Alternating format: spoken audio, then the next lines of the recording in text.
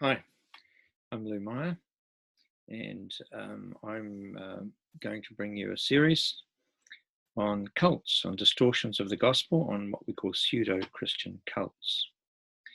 And a little bit later in Module 2, we'll be dealing with world religions.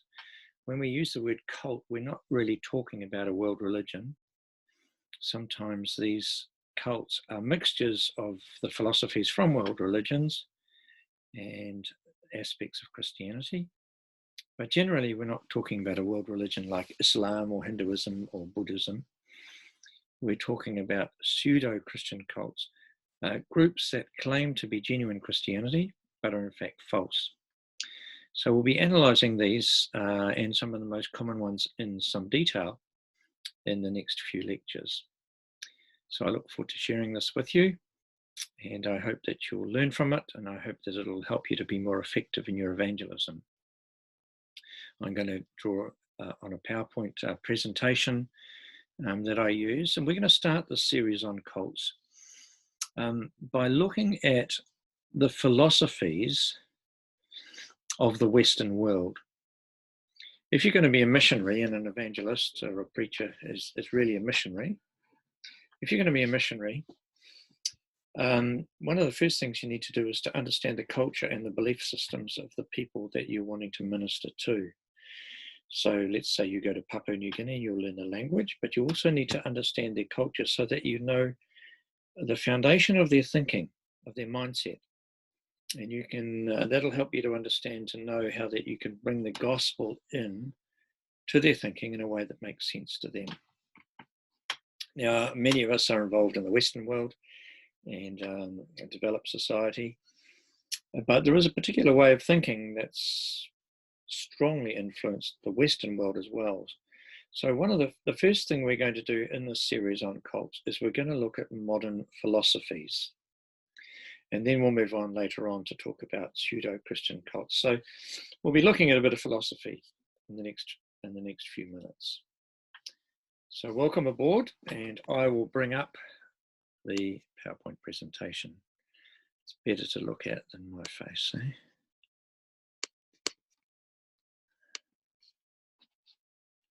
But you get a small dose of me up in the corner. Just somebody once said, I know my face ain't no star, but I don't mind it because I'm behind it. It's the other folks that get the jar. So let's think about religion and cult. So we're going to start off really with an overview of some of the main elements of Western philosophy. Because so many of the people that we're dealing with, that's where they're at. It's Western philosophy. That's what's caused them to think. In apologetics, you may recall from Module 1, there were a number of key questions that apologetics dealt with. One was, is there a God, and how do we know there is a God? Secondly, is the Bible true, and is it supervised by God in its writing? What is the evidence for that? The third one is the person of Jesus. Is Jesus the Son of God, and what is the evidence for that? There are other questions, but those are the key ones of apologetics. Well, philosophy has some key questions as well. And among them are, who am I? What is my identity? And the second one is, well, where have I come from? What is my origin? Third one is, well, where am I going? What is my destiny? The fourth one is, why am I here? What is my purpose for existence? And of course, if you don't know who you are, you don't know where you've come from, and you don't know where you're going, it's pretty hard to figure out why you're here. And another one would be perhaps the question of morals or ethics. How should I then live? So these are some of the key questions of philosophy. One of the things that we need to understand in the modern world is that evolution has had a massive influence in the West. It fits in with some Eastern religions quite nicely as well, like Hinduism, because Hindus sort of believe that everything is God, and therefore it would make sense that if everything is God, then maybe everything can kind of develop itself and have its own intelligence. But that's not how I understand science, and certainly evolution has had a major influence. Darwin and his influence has upheld a naturalistic view of life. Now, what does that mean? Well, that simply means that everything that we see in the world around us can be explained by purely natural processes.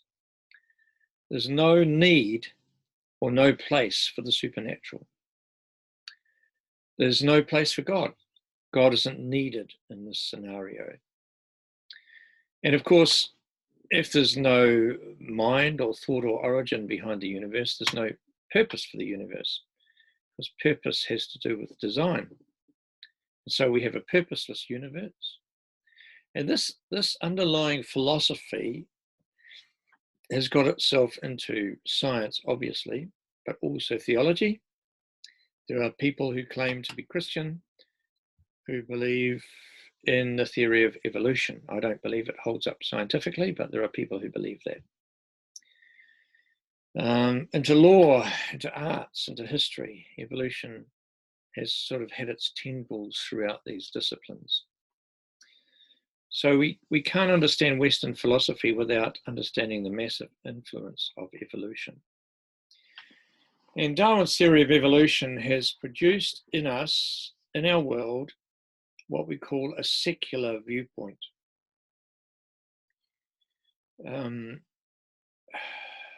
Richard Dawkins, one of the high apostles of evolution in today's world, made a statement like this. He said, Darwin enabled people to become intellectually fulfilled atheists. And so the idea was that the evidence showed that you don't need to believe in God and you can still be intellectually fulfilled. Because what you're believing lines up with science. Well, I don't believe it does. And I've just written a book called What Killed Evolution. But the result of this removal of the supernatural or the supernormal or God from the thinking results in a philosophy, an overall philosophy that we call secularism. So secular is where everything, all of reality, all of life, all of human value, all of activity has to be understood in light of the now, the present time. The saculum is the Latin word that we get secular from, I believe. So everything has to be understood in view of this present time. And the reason is because we have no ultimate purpose. We have no future to hope for. In this viewpoint, there is no guarantee that there's anything beyond this life. There's no guarantee that there's a day of judgment. There's no guarantee that there's heaven, hell, or anything else. And because there's nothing that people feel they can be certain of beyond this human life, then you've got to get it all now, or you don't get it at all. So it produces a self-centeredness. It produces a huge competitiveness, because if you're going to get it, you've got to get it now because you can't get it later. And so the secular philosophies, the philosophies that come out of this secular way of thinking, are very powerful in the Western world, and it helps us to understand them. Now, this diagram that I've got up here outlines sort of the history of philosophy and some of the main secular sub-philosophies. So let me explain that. So at the bottom there, on the right, we have theism, and that is the belief that God exists, the God of the Bible, the Judeo-Christian concept of God, and if you like, perhaps the God of Islam, who is somewhat different to the God of the Bible, and even the God Krishna of the Hare Krishnas is certainly different to the God of the Bible, but seen as the supreme deity overall. So theism believes in God, normally in one God. Okay, and up until the 1800s, most people in the Western world were theistic. They may not have followed God, they didn't know God necessarily, but they believed in a designer. They believed in creation. And then Darwin came along. And you can see Darwin is at the bottom there, and he wrote his book about the theory of evolution by natural selection, or the preservation of the favoured races. And that's a subtitle for his book, The Origin of Species, or On the Origin of Species. So as a result of his influence, people turned to this naturalism belief that the universe explains itself. Life is the result of random process, and all we have in the world today and its fabulous diversity is the result of pure natural processes, and nature can explain it all. Okay? It's really the worship of nature. Now, as a result of that, people said, oh, well, we don't have to believe in God, so we have atheism. One of the problems with atheism, and the reason I think when you really nail them down or pin them down, a lot of people are not atheists. Really, very few people are real atheists. Is that an atheist has to believe that absolutely everything came from absolutely nothing, for absolutely no reason. There can't be any reason for it, because reason has to do with intelligence. So everything came from nothing for no reason. I mean, anywhere in reality do we ever see that happening? And we don't. Okay. So most people find that a little bit difficult to swallow. The other reason that it's not philosophically wise to be an atheist is because nobody can disprove the existence of God. In philosophy, they put it this way: no one can prove a universal negative, which means nobody can prove that there isn't a God anywhere, because we can't go everywhere to check it out. God might exist just beyond our technology. And so atheism is not, in my view, is not a particularly intelligent viewpoint. And an honest person may well say, look, I'm agnostic, I don't know, and that's fine. Good place to start. Leave the options open. But for somebody to claim that they're an atheist smacks of an arrogance which is unjustified. And they're basing it all on their own thinking, and if they are simply the result of random chemical processes, why would they ever trust their thinking? Why would you trust something which is just the result of time and chance and random activity? So there it goes. Anyway, we don't have to get further into philosophy and the arguments, but we want to explain what the arguments are. So anyway, people became atheistic, and then as a result of atheism and no guarantee of anything beyond this life, then secularism, that we've got to get it now, we've got to have everything now, it has become a dominant philosophy in the West. In India, of course, you'll notice that I've got the vertical word pantheism. That is Hinduism, and the belief that everything is God and God is everything. And that fits with nature being God, nature developing itself, and the universe having its own kind of intelligence. And so let's think about the secular viewpoints there. In the blue, I hope it's blue and what you can see, we have humanism, and we have existentialism, we have positivism, we have pluralism, we have hedonism, and we have pragmatism.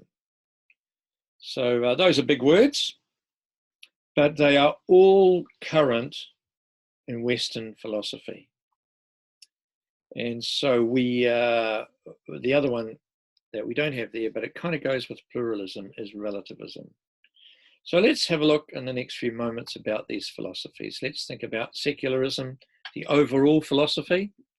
You better get it now, because there is ultimately no tomorrow. You got to get it now. This is the now generation. Live for yourself. Get as much excitement and entertainment and whatever else, pleasure and luxury now. because today is all you can guarantee. You can't guarantee tomorrow, and you certainly can't guarantee anything after this life. That's the attitude. So the first sub-philosophy that we want to look at is humanism. And obviously it has the word human in it. And this is not the same as humanitarianism, which means looking after human beings and being generous and feeding the hungry and supplying money for the poor. That's humanitarianism. It's looking after mankind. This is humanism, where the focus on mankind is more a philosophy than a way of life, where man is seen as the ultimate being and the ultimate authority. Because if you do away with God, well, if there's no God, what is the greatest being in existence if there's no God? And the ultimate answer to that is humanity. We are the most clever, we are the most intelligent. Some might argue that. But in the end, humanity is at the top if God isn't there above him. And so really the religion of humanism, the philosophy of humanism, is man is the ultimate being, man is the ultimate authority, mankind can solve our own problems. And there are different forms of humanitarianism, there are different forms of humanism. And for example, early humanism was very optimistic. And it said, mankind is going to bring in the utopia. We're going to bring heaven on earth. It's going to be paradise. The greatness of the human being, the human mind, will bring everything under control. Well, they were optimistic, and then World War I and World War II came along, and they weren't quite so optimistic at all. And another form of humanism is pessimistic humanism, that is quite cynical about the ability of humanity to solve its own problems, and with good reason. Benevolent humanism is the fact that it sees mankind as a worthy venture, a worthy commitment to be humanitarian, to look after people. And in these early years, the Christian church was seen as a great ally of humanism, because they looked at Christians, and they looked at missions and Christians building hospitals and Christians building schools and Christians having feeding programs, and said, wow, the church is on our side. The church is looking after humanity. So that's great. Now, more recently, humanism and Christianity have become not so much allies, but antagonists, because atheism is directly the opposite to belief in God. So humanists have tended to be more atheistic and more militant. And one of the reasons they've been more militant is because some humanists believe that to be a Christian makes you more conservative and holds back humanity's evolution. And so in these days, a lot of the modern humanists are very anti-Christian. So anyway, that gives you a little bit of an understanding of humanism. It basically says man is God. Man takes God's place. There's no God, or we can't know about God. We're either atheistic or we're agnostic. And therefore, we are secular. We just believe in today. We believe in the world that we've got today, and making the best of it. The next sub-philosophy is existentialism. So this philosophy as well comes out of the belief that God doesn't exist, or isn't relevant, isn't involved. And you'll note that in this rather long word, there is the word existent, in which we get existence. So it has to do with our existence.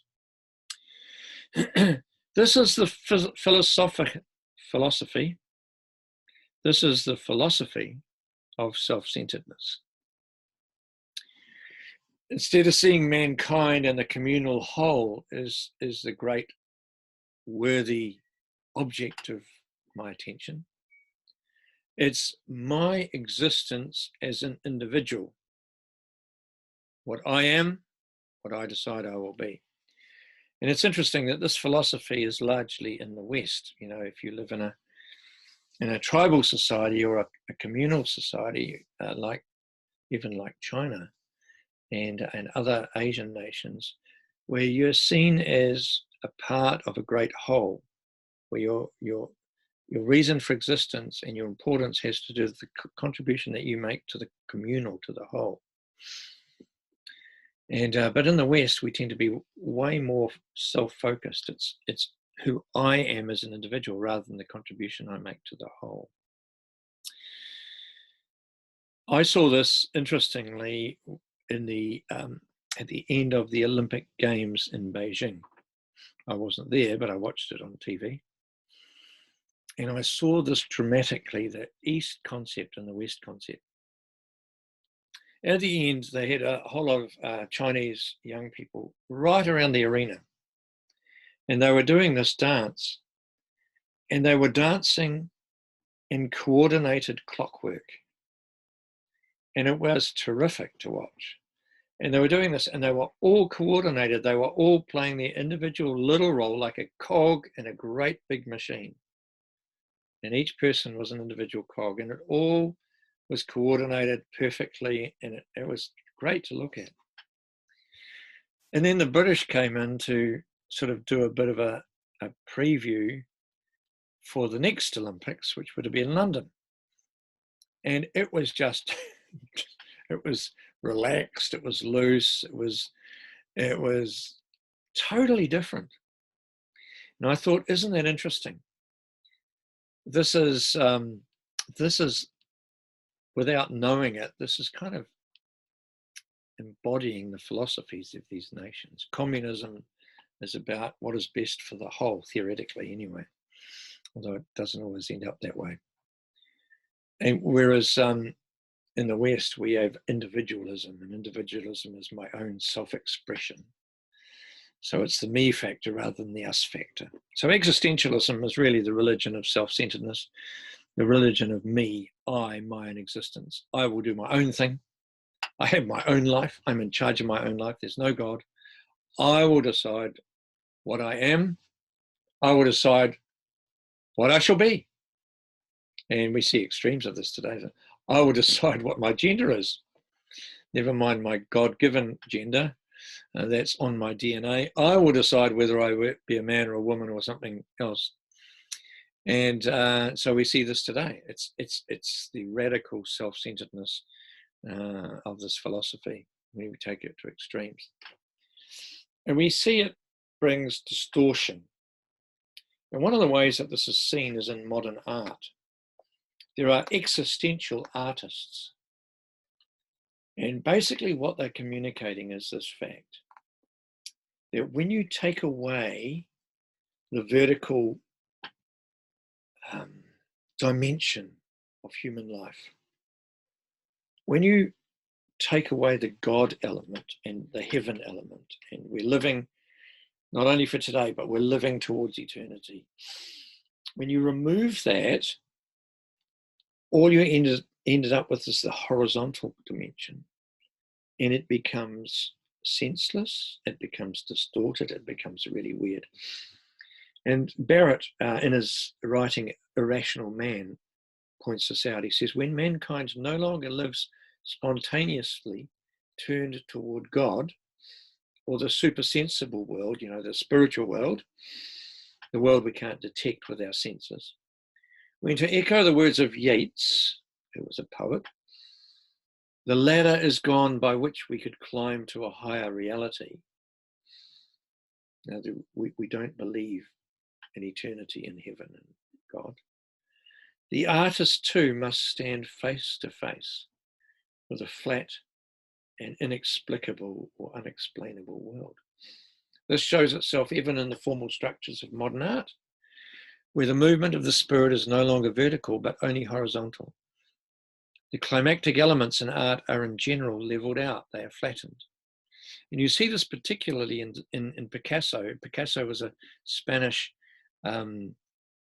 artist, but he was an existential artist. So have a look at some of his art.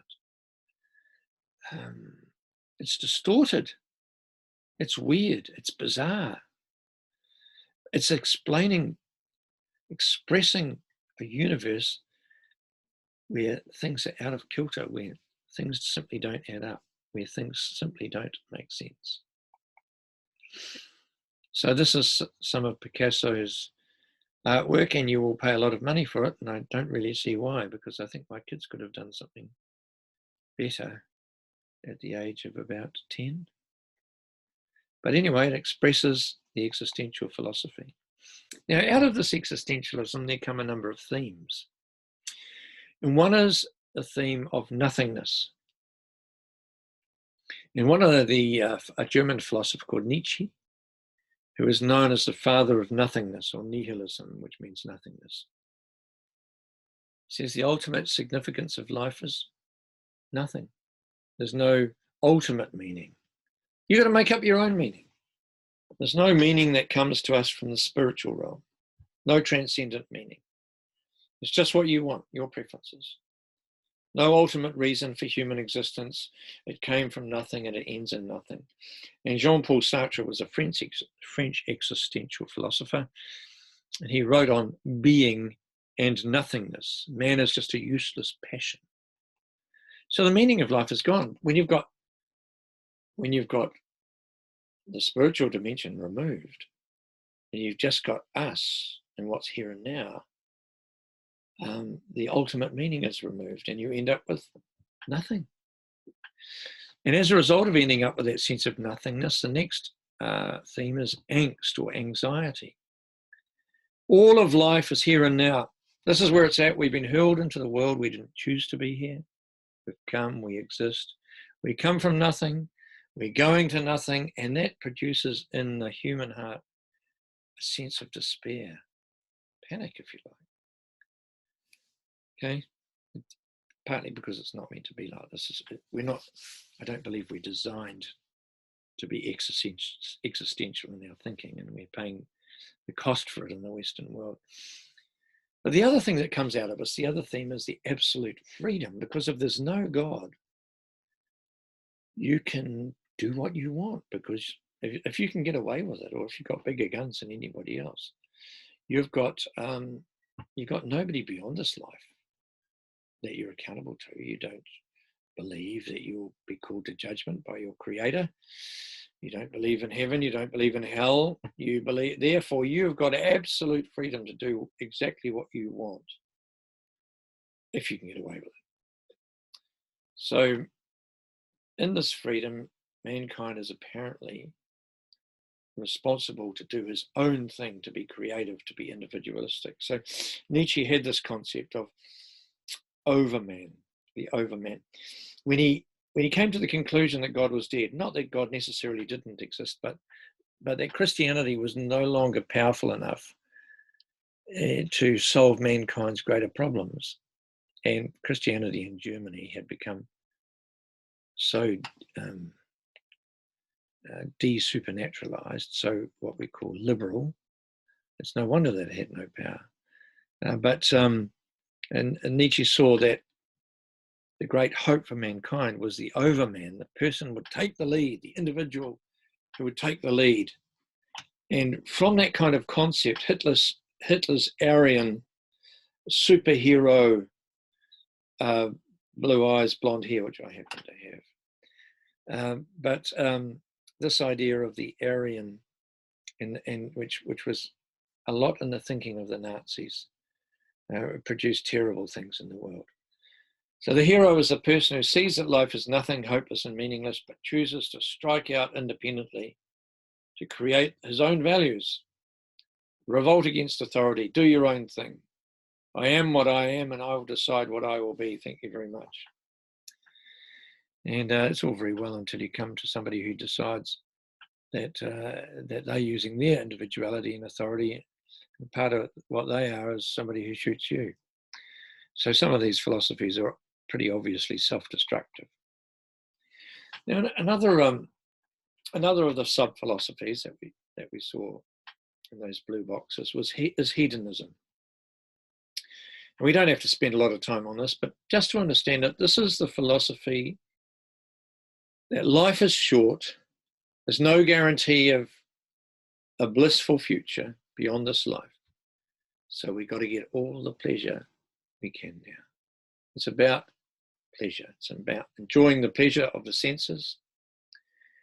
And the Romans, I mean, they were hedonists. The slaves weren't, obviously, and a lot of them were slaves in the Roman Empire. But the free people, they were hedonists. A lot of them, particularly towards the end of the Roman Empire, they would have these feasts. They would have drunkenness. They would have orgies.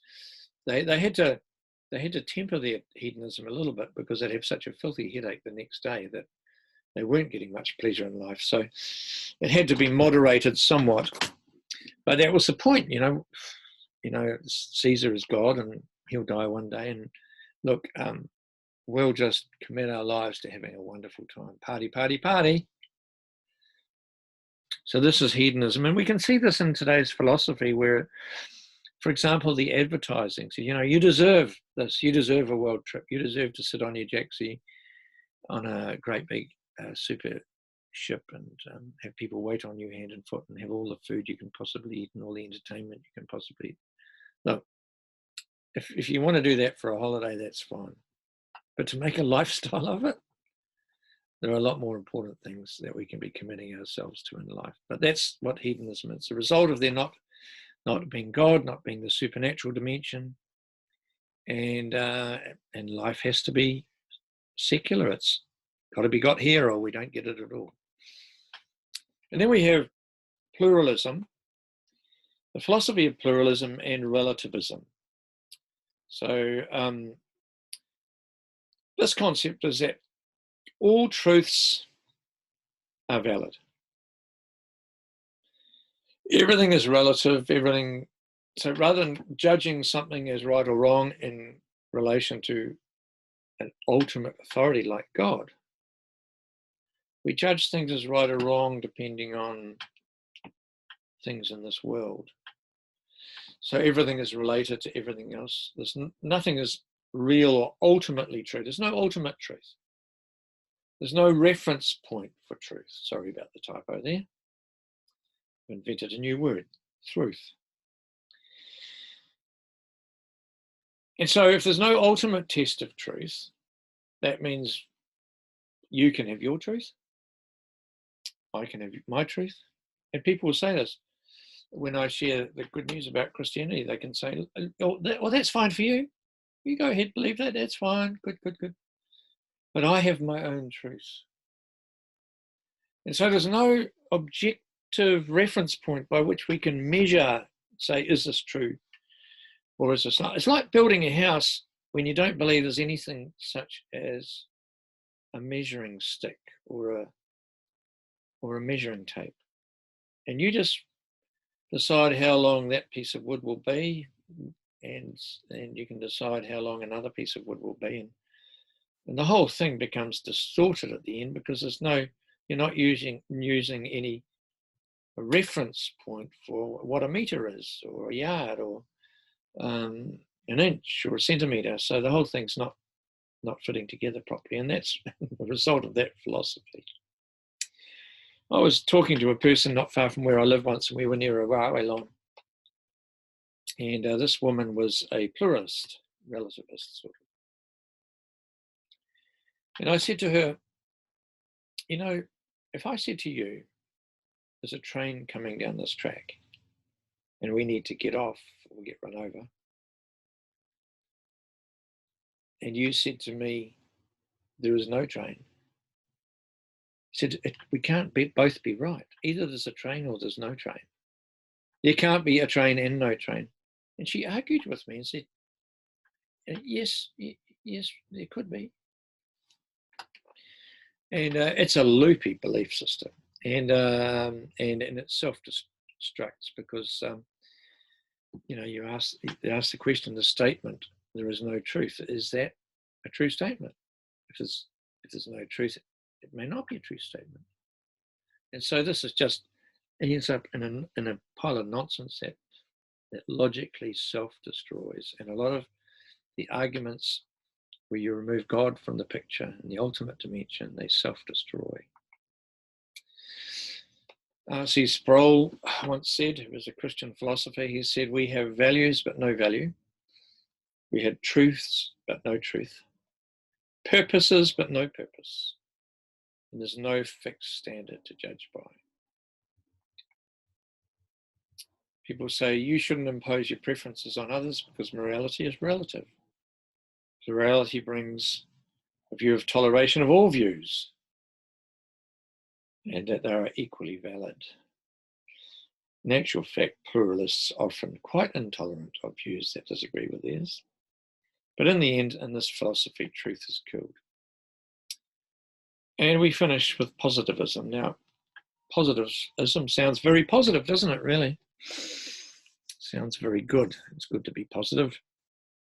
But this is actually a philosophy that's sort of come out of America. And it's the philosophy, it's come out of Europe.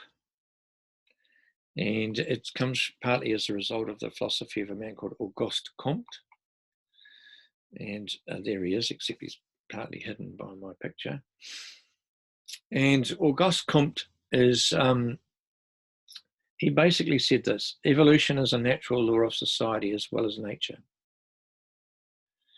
And so we see society evolving, and we see different stages. We see man starting off in his infantile stage, baby stage. And in his baby stage, he sought religious answers to the meaning of life, and we have superstition in world religions. And then man grew up,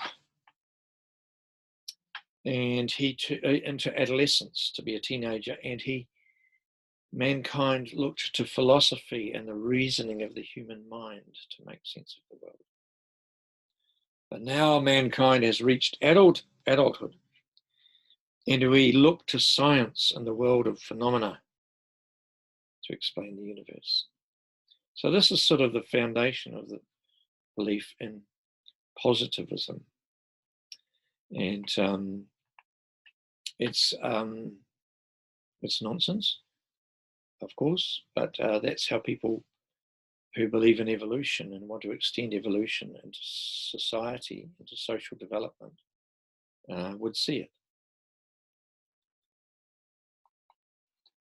The final one, I said the last one was the final one, but I made a mistake. The final one is pragmatism, and this comes out of America, or at least its expression comes out of America.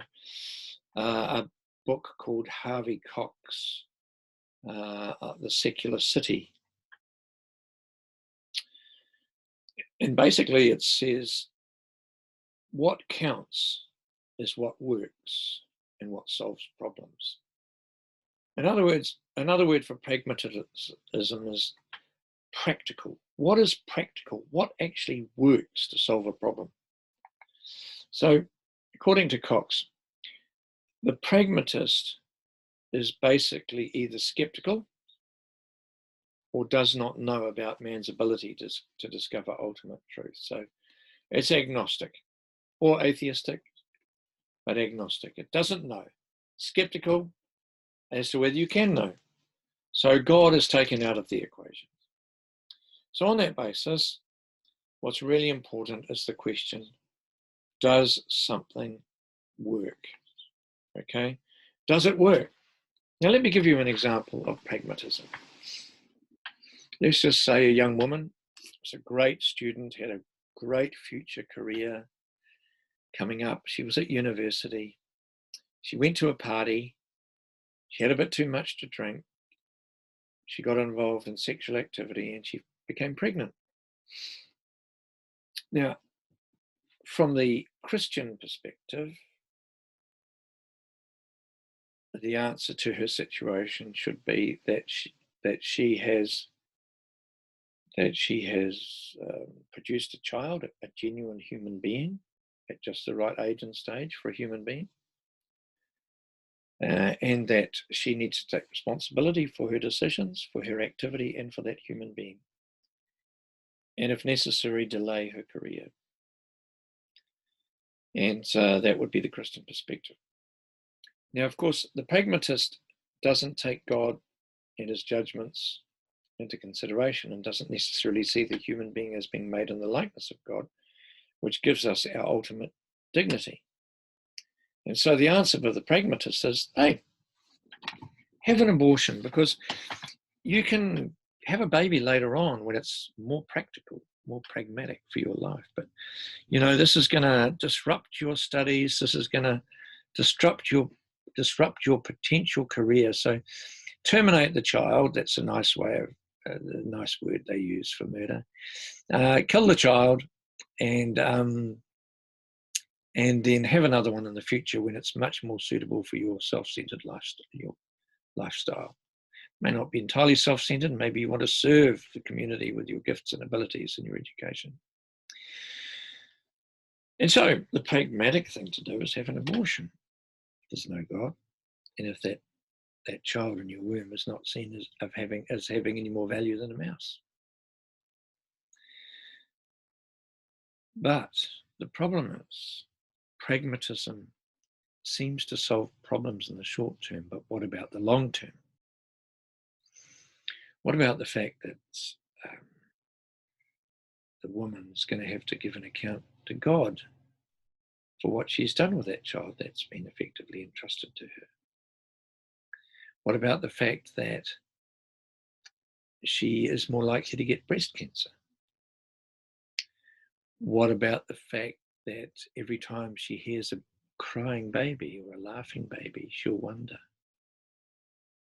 Now, perhaps I've never been a woman, and I don't know how women entirely feel, but I know that these are some of the things that influence women who've been told that they can have an abortion with no emotional consequences. What about the greater susceptibility to that feeling of guilt and of depression?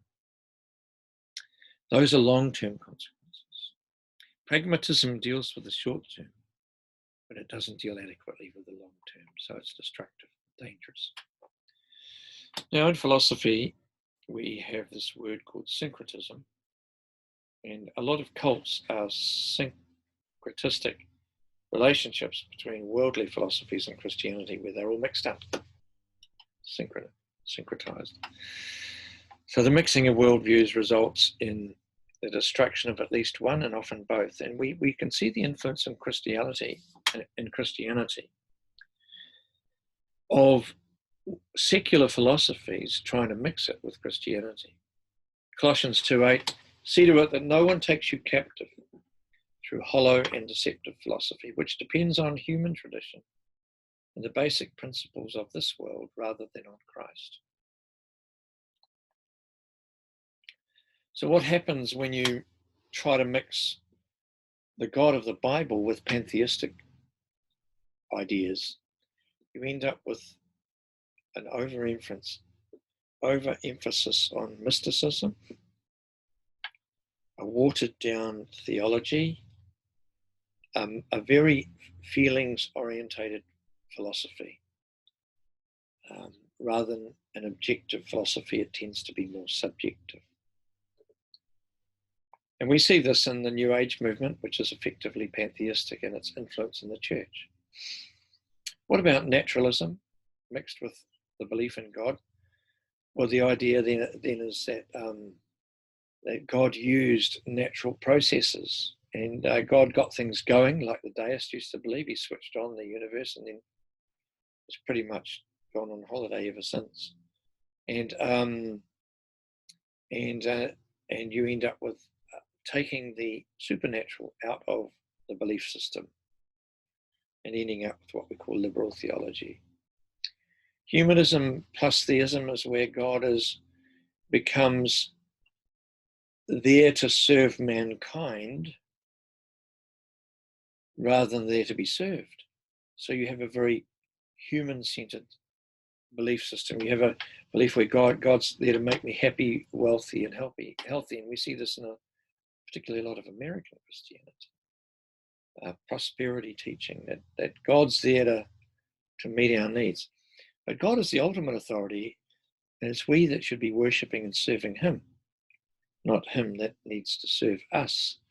But it is true that God is our shepherd and our father and our friend, and he does provide for us as we look to him and trust him. So there is a sense in which not all aspects of humanism are necessarily wrong.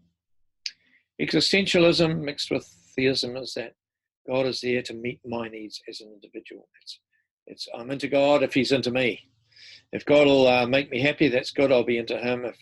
If he'll heal me, good. But if not, I'll ditch him and put my affection somewhere else. So this is the very self-centered form of Christianity. Self-esteem, self-fulfillment, self-development. Yeah, the focus is on self. And it's a Christianity that's weakened by the sinful human nature and its self-centeredness. Theism plus pluralism, the idea really that, look, it doesn't really matter what expression of God you have, that's okay. And there are churches apparently where ministers will say, if you're a Buddhist, that's fine, come and worship with us, you're welcome. If you're a Hindu, that's okay. And they don't discern and recognize that the character and the being of God is the first fundamental in our understanding of philosophy. And when you try to mix it up and say any expression of God is okay, then you water it down and you make it into a nonsense. Hedonism plus theism, the God's just there to make me healthy and give me lots of good feelings and entertainment. And as long as he keeps doing that, I'll be into him. But if don't ask me to struggle, don't ask me to suffer for Jesus. Don't ask me to go through persecution. Oh no, it's not what I had in mind. God's there to give me pleasure. And of course it becomes a nonsense. Pragmatism mixed with Christianity, and some churches do this. It doesn't really matter if this honoring is honoring to God, as long as it gets backsides on seats in our church, and as long as it produces for us a big enough offering or collection so that we can pay our bills. That's what's important. If it's practical, if it works, let's do it. Never mind whether it pleases God or if it's part of his plan. Capitalism, we didn't deal with capitalism, but capitalism is, of course, a financial philosophy. Plus theism is where God's there to make us wealthy. God's there to give us the big American dream and to prosper us financially. And if we press the right faith buttons, God's committed to making us wealthy. That's a distortion of the Christian faith, of course. And it's partly a distortion because it doesn't take into consideration the difference between God's earthly people living on the land of Israel and that were promised capitalist blessings, if you like. They were promised health and wealth and good crops and happiness, so long as they honoured God and didn't turn to idols. But we're not God's earthly people promised those things. We're strangers in this world. We're on a trip through here. Our home is heaven, not the land of Israel. And we look forward to a saviour from there, but in the meantime, we represent him on an earth that doesn't want him. And we have to accept the fact that there will be consequences of suffering at times and difficulties as we live for Christ. The Bible says, do not be conformed to this world, but be transformed by the renewing of your mind. So get rid of the old philosophies and have a true philosophy based in God. His Son, Jesus Christ, is the ultimate reality, the ultimate truth. Jesus said, I am the truth. Measure everything by him and his life to find out if it's true. And this is just a belief system table where we put them out in a grid. So you have pantheism, a summary sentence, everything is God or all is God. Right and wrong, ethical criteria. What increases my karma is right, my enlightenment. How do I discover truth? That's called epistemology. And it's by subjective feelings to a large degree. And its relationship to Christianity is it's antithetical or against Christianity, and the result is demonic deception. Humanism, summary sentence, man is the ultimate reality and the ultimate authority. So what is right is what helps mankind's evolution, and what is wrong is what holds it back. Man's self-understanding is how we discover truth. It's against Christianity, antithetical. It's either cynical or against Christianity, and humanists still want to believe in right and wrong, but they've got no adequate foundation for their ethics, for their right and wrong beliefs, if they don't believe in God. Then you have existentialism, summary sentence, it's all about me. right and wrong is relative. We make up our own rules because we're our own God, effectively. Truth is subjectivity, looking inside ourselves, introspection. It's against Christianity and it produces gloom and despair. Pragmatism, what counts is, does it work? Right and wrong, if it solves a problem, it's right. We discover truth by experimentation. It's against Christianity. It focuses on short-term ethical decisions and not long-term ones, not long-term results. Pluralism, all philosophies are valid and have their own truth. Right and wrong, well, that's your subjective decision because you've got your own truth and your own decisions about what's right and wrong for you. It discovers truth by I become the arbiter of what I'm going to believe is true. It's antithetical to the teachings of Jesus. And truth dies. There's no objective standard to measure truth by. And then Christianity. Love the true God and love mankind. And we discover truth by conscience that God has put in our minds and by the Bible that God has supervised the writing of for us to have. We discover truth by revelation from God. And the results, reconciliation with God and fulfillment forever in his presence. So there's a little bit of an overview. So look, as we're going into the Western world to share truth, to share the gospel as preachers and evangelists, let's understand that these are the belief systems which are the foundation of thinking. So we need to think about how we can bring our message and show it as relevant. And one of the things we first have to do is untangle some of the philosophies and show them to be stupid, inane, and then replace them with true philosophy, with the existence of God. So that's the end of our first session on cults. We've looked at the belief systems of the modern Western world. We're going to move on then to look at the general principles of pseudo-Christian cults in our next session. Thank you for listening, and I hope it's been inspiring and interesting for you. I find it very interesting. So I'm just going to hit the stop button now because, it's time for a coffee, I think.